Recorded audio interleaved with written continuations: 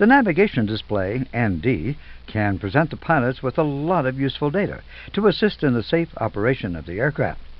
Because the ND gives the pilots a visual presentation of where the aircraft is in relation to airfields, nav aids, etc., the operation of the aircraft is also made easier. In this module, we will use the captain's ND. There are 5 display modes available on the ND. ILS Rose Mode, VOR Rose Mode, NAV Rose Mode, ARC Mode, Plan Mode. The modes are selected by the Mode Selector on the EFIS control panel.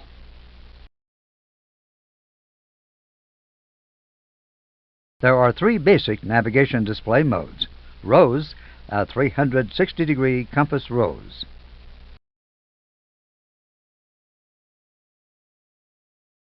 Arc, a 90-degree segment. Plan, a map with north at the top.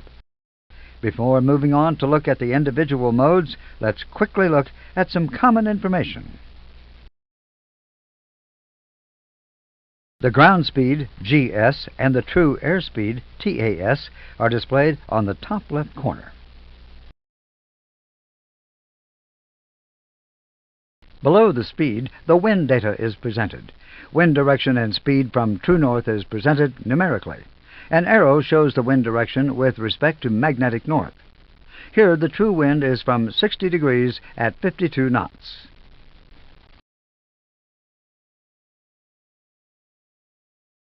Aircraft magnetic heading is given by a fixed yellow lubber line against the moving compass rose.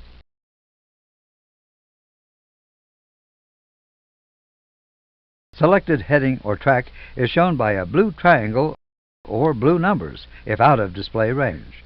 This is similar to the PFD. Actual track is depicted by a green track diamond. Range marks are displayed by white dotted lines, while range values are depicted in blue.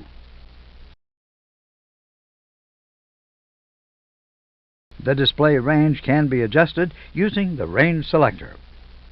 Select the 320-mile range.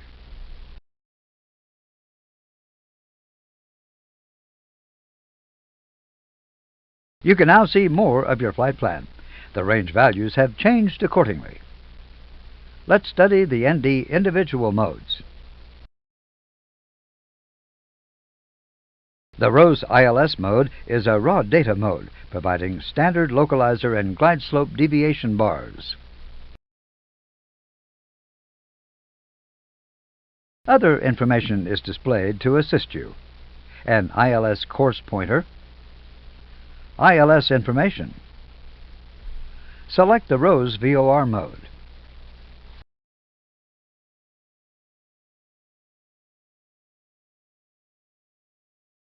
The Rose VOR mode is another raw data display. On the display, there is a course pointer and a lateral deviation bar. Like Rose ILS, the information about the tune frequency, the selected course, and the nav aid are displayed in the top right-hand corner. Let's now display the VOR bearing pointer.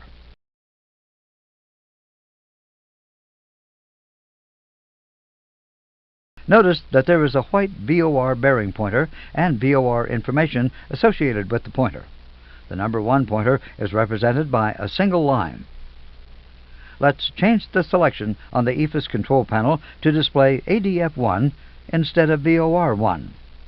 This is achieved by moving the number 1 ADF VOR selector to ADF. Select ADF1.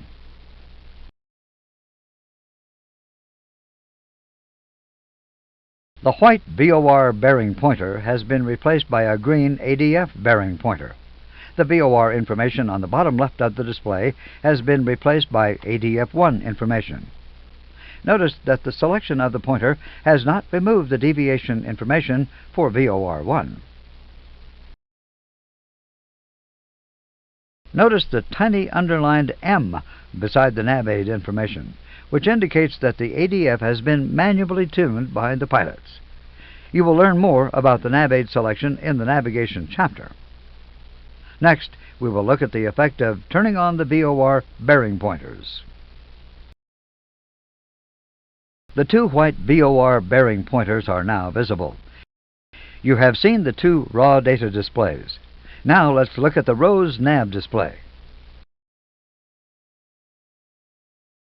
Displayed is a map view of the area surrounding the aircraft. On the EFIS control panel, the range selector is set at 80 miles, which is the distance from the bottom to the top of the compass rose. The green line represents the flight plan that is programmed in the FMGS. This will be discussed in the autoflight modules. The information contained in the top right-hand corner of the display relates to the next waypoint. In this example, the next waypoint is PAS, Papa Alpha Sierra.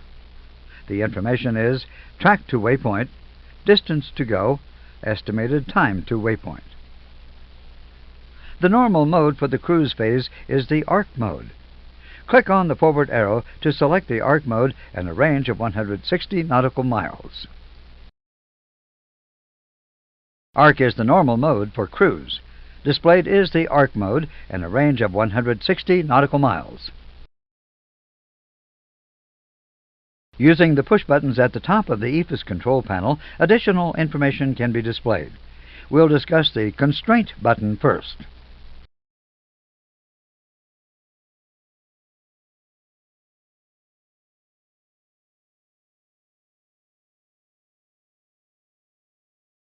The constraint button is used to specifically label flight plan constraints in terms of time, altitude, or speed constraints.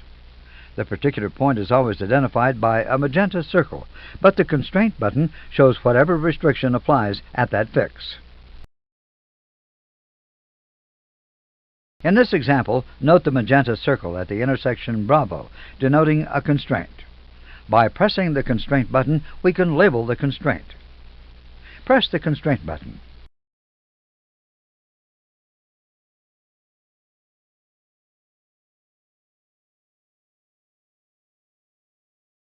The constraint is an altitude constraint.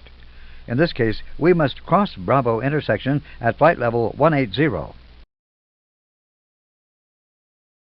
The airport button will show all airports that are in the displayed range, up to the max of 320 nautical miles. Select Airport.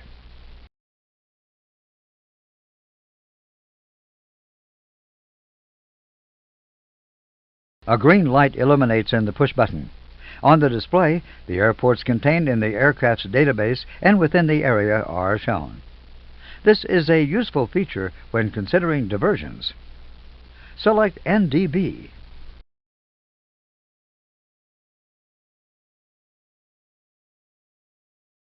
All the NDBs contained in the database and within the display range are shown.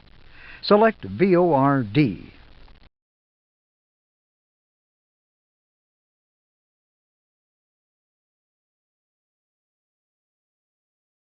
All the VORs contained in the database and within the display range are shown.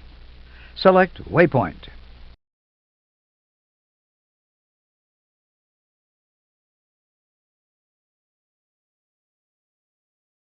The display has started to become very cluttered now that all the waypoints are shown. Select 40 nautical miles.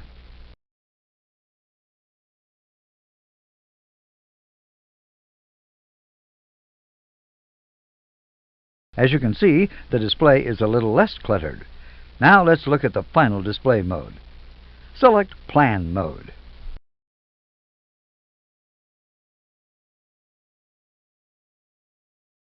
In this mode, the flight plan legs are shown on a true north-oriented map. The center of the display is a waypoint. The aircraft is displayed in relation to the waypoint. In the example shown, the display is centered on waypoint PAS, Papa Alpha Sierra, and the aircraft is heading toward that waypoint. Deselect waypoint.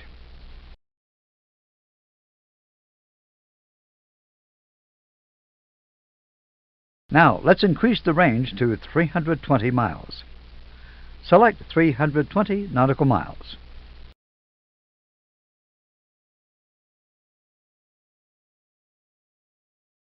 Since plan mode is centered on a waypoint, the aircraft symbol may or may not be displayed.